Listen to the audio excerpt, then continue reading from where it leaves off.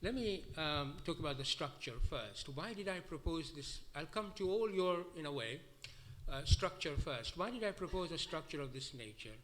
I propose the structure of this nature is because I do not want to change the structure. The structure has served us well in many ways.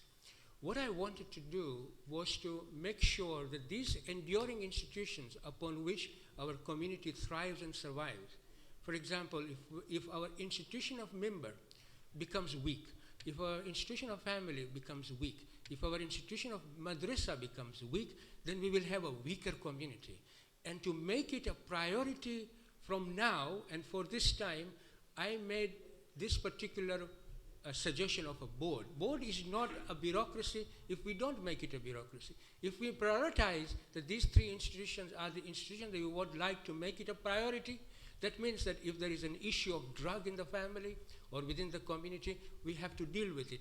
Who is going to deal with it? You can't create committees and all that. We have to make sure that our families deal with it. We have to make sure that the member deal with it. We have to make sure that the madrasa deals with it. How is it going to deal with it when these institutions work together as board? Because many of these issues are joint issues. If a child is not, you cannot just say, I'm going to divide my work. My child is going to go to madrasa and my duty is finished. Family's duty is finished. It cannot be the case. Families has got a duty to his child or her child, and the madrasa has a duty, and the community has a duty.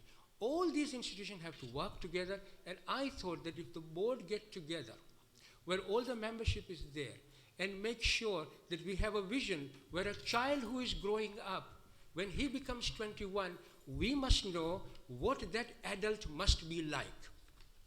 He should not be defensive about Islam. He should be proactive about Islam. He should make sure that when the name of Islam comes, he stands by it, not goes the other way. He sees the person in his face, with his eyes and in his eyes, and says, this is what I believe in, and I'm not defensive about it. Now, when we have a child of that at the age of 21, how are we going to produce that child?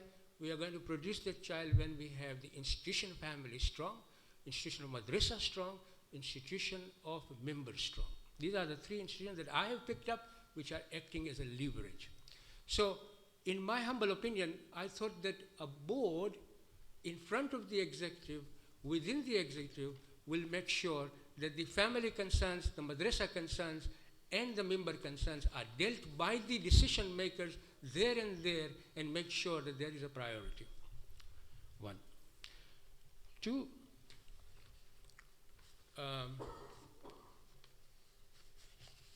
yes. Maqbool, I think we are not going to change the system. I'm not proposing that.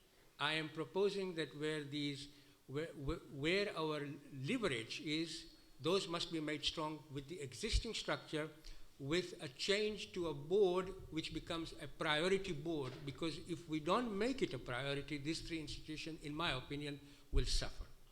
So that's now, as far as Khoja issue is concerned, for example, we are a community which has a history of 160 years, 170 years, a proud history, a history where we have spilled blood to make sure that our mazhab is maintained, our mazhab is retained, and it is not to be ashamed of. Just like Iraqis have Iraqi community, just like Iranis have Irani communities, just like Lebanese have Lebanese community, Khojas have Khoja community. We have survived in this world without an army, without the oil wells, without the land. How have we survived? We have survived because of our mazhab. Because we want to protect our mazhab, we build Imam Baras. Imam Baras have become our country. Ahlul Bayt has become our role models. We don't have a government, we have Ahlul Bayt.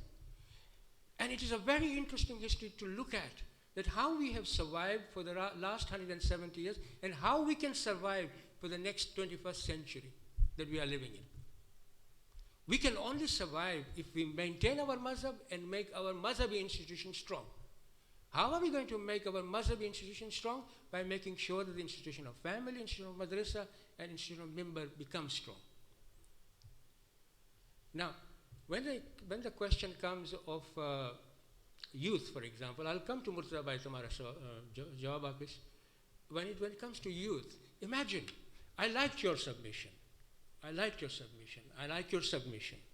Not because I did not like other submission. I like your submission because you talked about youth. Now, youth is part and parcel of the community. Now, imagine if we give the right, if our institutions are proper, if our institutions are right, if our institution of family is correct, institution of madrasa is correct, would we have then a youth problem? If we deal with all the issues of the youth, then we would not have a youth problem because they'll be dealt by properly. It's a phase of life, a passing phase, which goes away. You will become like me, an old person, and you'll be looking at another youth who will then become an old person. It's just a passing phase of the life. What we have to make sure that in that passing phases of life, that particular person is equipped in the most correct way. If he is, then the problems do go away. And that brings me to your point. Although we are looking at, I talked about challenges, of course, but solutions lie in the guidelines we prepare. So when we look at the solutions will come from our madhab. The solution will come from Islam. The solution will come from the Quran and the Ahlul Bayt. Now the important thing is that you ask, well, what are the causes of why we are at the moment where we are? That's a fundamental question. We've got to look at why we are where we are. But do we know where we are? Have we got statistics? Have we got demographics? Have we got statistics on those families in our community who are suffering at the moment? Old age, old people who are living in the family, what they are suffering, we don't know because we don't have the statistics. We don't even keep the statistics. I'm not talking about London Jamaat, but generally speaking, the statistics on divorces and on marriages we have, on divorces we don't have. On what type of issues, family issues we have, we don't. We haven't even sat with people who deal with counseling that look, tell us what sort of problems families are having, our own community families are having. When we see a father and a son having an issue, for example, does the family have a means and a process to deal with it? London has. Now, that comes to your point. There are many things that London Jamaat does, and it's fantastic. What I'm proposing is that instead of doing haphazard way, let's do it in a unified way. Let's do it in a determined way. Let's do it in a way which we know that, look, these are the causes of the problem, these are the issues, and if we put the solutions right in a concerted way, then we have an organized way of doing things. Open common universities, many things Jamaats do, but they do it individually. They don't do it in a determined way to make sure that there is an outcome to it. So that was my point. So I'm not saying that we have achieved this much, we need to go beyond that. And to go beyond that, I'm proposing a community university where, for example, we can all work in a concerted way. Murtaza bhai, તમારો સવાલ શું હતો કે આપણે શું કરશું, બરાબર કે નહીં? What can we do whilst we are sorting out this ideal? That's the reason I'm proposing a board. Seriously, that's the reason I'm proposing that if we have a board, then we will begin to deal with the issues. And that is the reason. But there is no other way. There is no other way but to make sure that currently we are where we are, but we have to get to that other stage through the systems we have created ourselves. And if we have to look at our systems and see what tinkering we have to do, that's the tinkering we have to do. Tomorrow just સવાલ હતો about youths. How many youths? Okay, in Toronto there were youths. There were youth representation who listened to it, who contributed. In Dubai there were youths who listened to it. In fact, they have asked me to go back there, to talk to other youth groups there, to talk about our Khoja community, our institutions, how we can move forward as an institution in a globalized world. What are my thinking? What are their thinking? So there is that rapport which is opened up purely talking to the youths who were in the executive committee. So they were the representative of youths who were in the executive committee. Have I answered anyone else's? Mehdi, did I answer yours? Well, generally, Tamaro? Yes, but I just suggested So, the workshop. workshop?